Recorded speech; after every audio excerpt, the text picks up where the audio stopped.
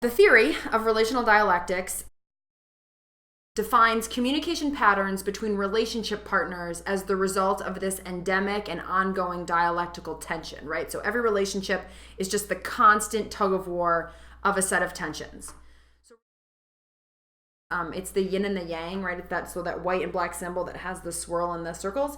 And if you look at the symbol, half of it is black, half of it is white, but then on the black side is a white dot, and on the white side is a black dot. And the idea here is that in that yin and yang, the one side, which is the dark, and the other side, which is the light, always contains the seeds of its opposite. So dark can't exist without light, and light can't exist without dark. And it's more of a circular, what we call a dialectical relationship, right? The both and, as opposed to an either or, right? Which would just be black over here and white over there. Whatever metaphor there works for you, but again, a relational dialectic is the idea that every relationship is a tension between competing desires. Okay. Now, that doesn't mean that it's a tension between you and me. So myself and you, if we're in a relationship, we don't have to be in a constant tug of war because we can be together, working together to navigate the tensions. The tensions are part of the structure of all relationships. So every relationship navigates the same set of tensions. The tug of war isn't between us. So we can be on the same page navigating the tug of war, right? Or we can be on opposite ends of the tug of war. I mean, it kind of depends, but very successful relationships are people who kind of get that all relationships have these tensions and they work together to figure out how to navigate them. And one of the most fucking frustrating things about this class is that the better I get at interpersonal communication, the more I have to sit with other people and say, like, this really isn't a problem that we're having. It's just a dialectical tension that's endemic to relationships. And then they look at me and they're like, oh, you with your smart PhD talking. And it's kind of like, well, I mean, it's true. So, all right. So when two people are in a relationship, one can desire to be open in the relationship and like expose certain parts of their life with the other person, certain parts of their personality. But at the same time, that individual can also like want to protect themselves and hide things where they may not want to share everything with someone and their partner. Both of these feelings can exist at the same time. So if you've ever seen that show Gossip Girl, there's this scene where after, I think her name's Lily, it's the blonde's mom, gets with Rufus, who's like the musician that's Dan's dad, and they decide they're going to write down all the people they've ever had sex with because they want to be so open, right? They're both like, we just want to get it all on the table and no more lies, and we're just going to be totally transparent.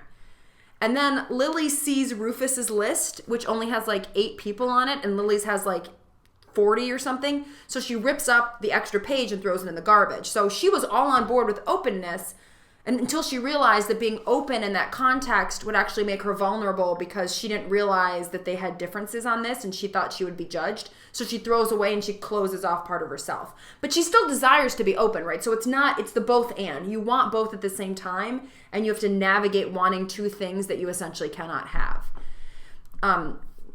So that's kind of the basic principle of relational dialectics, wanting two things at the same time that kind of cannot exist perfectly together and having to always navigate the tension. Now, there are 4 main concepts that form the backdrop of relational dialectics, as well as 4 sort of major assumptions. 1, that relationships are not linear. So you can develop a certain type of dialectic like, oh, we want more openness or we want more closeness.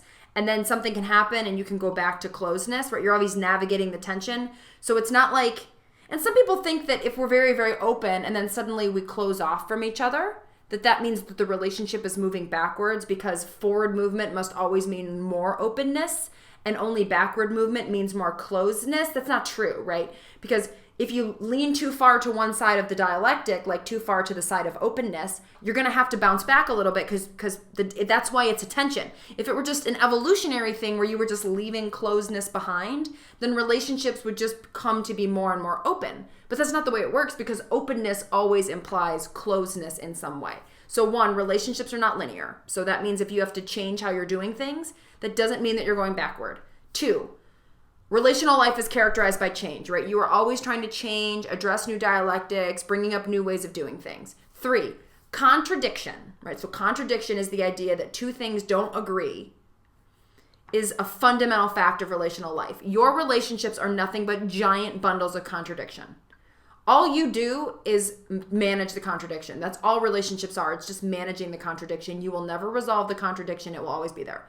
And 4, communication, right? So the act of meta-language, the act of clarifying your signifiers, all that stuff is central to organizing and negotiating relational contradictions. So part of the reason we use communication is not, see, this is where it gets tricky. People think this class is going to teach you how to do things so that you never have contradiction again.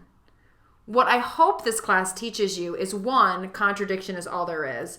2, here's how to have a better attitude about contradiction. And 3, here are some strategies for managing contradiction that you haven't tried before that won't make the contradiction go away, but it may make it more bearable, and hell, it might even become fun. You might even become the kind of person who, when you realize that a dialectical tension has reared its head in your relationship, instead of getting all fucking upset about it, you're like, sweet, this is a chance for us to grow and come together and reassess our relationship. Or maybe it's a chance for me to dip, right? It all kind of depends.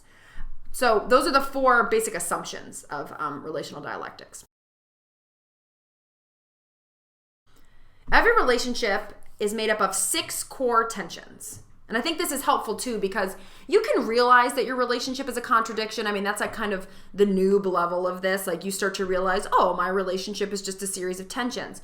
But where you can really level up is once you can label the tensions, and there are so many. Oh my God, there's like an infinite amount. But if you can label a couple of core tensions, it's kind of cool, because I always like to remind people that you should try whenever possible to make it a process problem, not a you problem. So if you and your partner are in this phase, or you and your best friend, or you and a parent, it's really helpful to be able to say, okay, the reason we're having trouble right now is because of a process problem, which is we're having a dialectic between X and Y. So we need to manage that dialectic. It's not about me and it's not about you. Because if you make it about you and them, you've missed the point, right? You've gotten too focused on the micro and you're not thinking on the macro level. So first there's the autonomy connectedness dialectic, and that refers to the desire to have ties and connections with others versus the need to kind of be by yourself and to separate yourself as a unique individual. So an example would be like, I don't know, if you play sports and you want to be part of a team and you want to get the team, like help the team to win, and you want everyone to sort of hold their own weight, but also you'd like to highlight your own talents and you'd like to kind of run away with the ball and you don't want to pass and all that stuff. 2, openness and closedness. So that's, we already talked about that one. That's how much of yourself you want to reveal and how much of yourself you want to keep private. So openness, so this is also the privacy and openness dialectic. It's whatever you want to call it.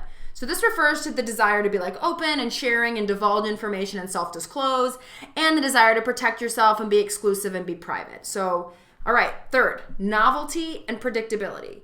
So the novelty predictability tension is about the desire for a relationship or a connection with someone else to be predictable and safe and comfortable versus the desire for it to be like new and fresh and original, right? Unique. Those 3 would get you a long way. So if you could just get those 3, they tend to be the big ones. But there are 3 additional ones that I think are pretty interesting, and they're the ones that I think are more sophisticated and harder to manage. So one is favoritism and impartiality. So it's the desire to be treated fairly and like impartially, like I want to be treated just like everyone else, and is the desire to be special. Instrumentality and affection. I love this one. So this is the degree to which your relationships are like a means to an end, right? Instrumental. You use them for something like an instrument.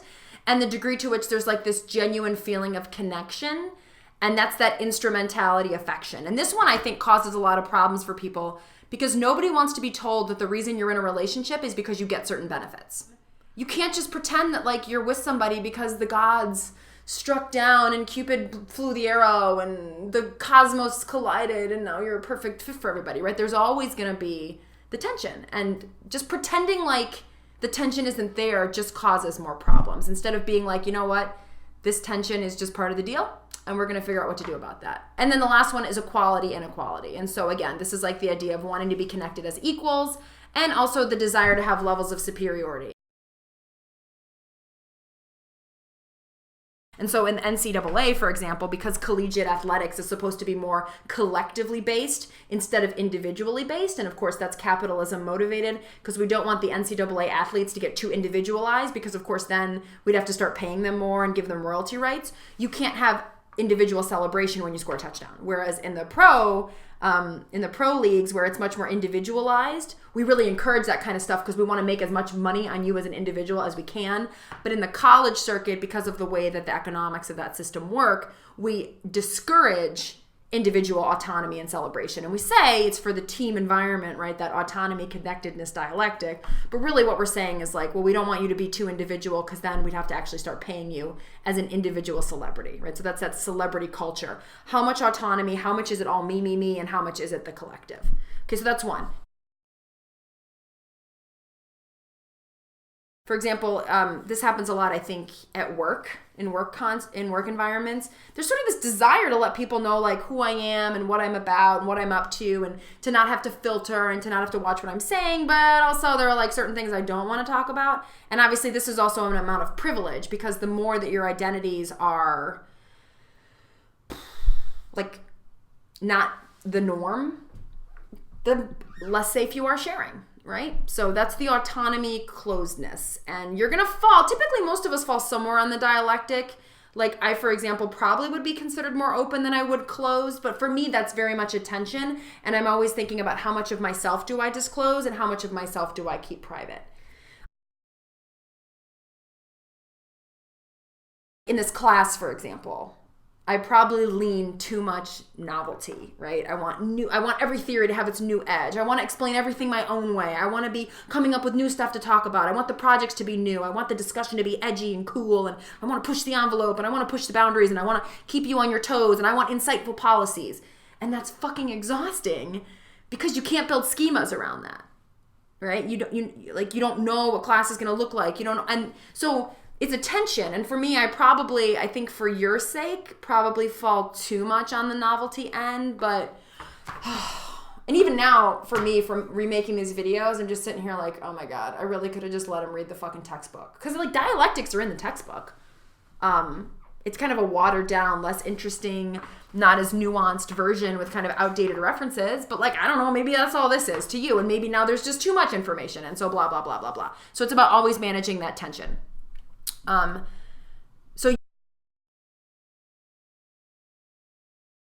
it's still generally like speaking, like I present as a woman and I like to be treated with fairness. I don't want anyone like telling me I have to go home because my brain is weak and I'm premenstrual, so I'm highly emotional. I mean, I would never want any shit like that, right? That shit would make me real mad. So that's the impartiality thing where I want to be treated like everyone else. But you know, there are a couple times while I'm menstruating that I'm like fucking tired and I'm just like worn out and I'm low on iron, you know. It can be tiring and exhausting, and I'm not like less capable or more emotional than anyone else, but you know, it's just like sort of if you had a newborn at home who was crying all the time when you weren't getting enough sleep. I mean, it's just factually my body and my brain is sort of working on a little bit under like more duress than normal. So I kind of want favoritism, but I don't want that favoritism to be something that makes me seen as weak. So this is always the issue. Or I have, for example, like if you came up through the Geneseo EOP or AOP program, like you want favoritism because you're coming in behind the eight ball, and that's not anyone's fault. That's just the system that you got stuck in, what didn't give you the advantages that other people's system. And so yes, in some ways you want the extra help and the attention and the support that you need to reach your potential, which is there. It's just no one's ever helped you get there. But you also like don't want to be outed as being someone who got in through unusual means, and you don't want to be called out for being a part of this program, and you don't want to be treated as less than, and you don't want to be coddled. So again, it's always that tension that has to be navigated. I think this one is a big one for classrooms. So I want you to be my equal, because like I don't want to coerce you and dominate you into submission. That doesn't sound fun for me. But at the same time, you're like just not. When it comes to like how much you know about theory or how motivated you are or how much access you have to technology or how much practice you've had with this stuff, you're not.